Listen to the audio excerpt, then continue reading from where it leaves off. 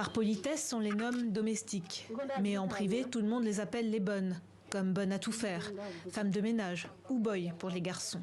Ils ne comptent pas leurs heures, mais pour ces travailleurs de l'ombre, le 1er mai attendra. Le boulot est dur, on est trop occupé dans la maison tout le temps. Tu fais ci, tu fais ça, tu n'as pas le temps d'aller faire la fête du travail. Malgré les difficultés, Christine relativise. Elle n'est pas maltraitée, dit-elle. D'autres, payés une misère, subissent en plus insultes, coups, agressions sexuelles et même viols. Au moins, je suis payée chaque mois. Tout le monde n'a pas cette chance. Face à ces abus, des domestiques traumatisés ont décidé de se faire entendre. Pour peser face aux employeurs sans scrupules, ils sollicitent les conseils de l'association Umuizi Girwa Service qui milite pour leurs droits.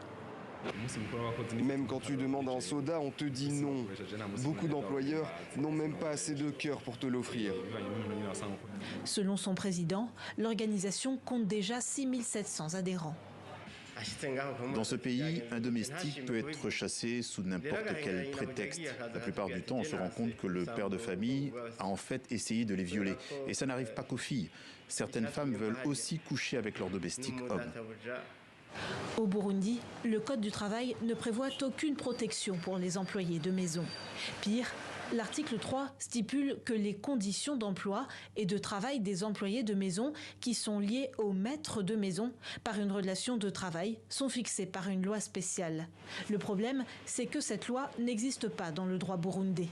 Il y a une loi spéciale qu'on répète donc toujours dans ce code, mais qui n'est pas encore été mise en place.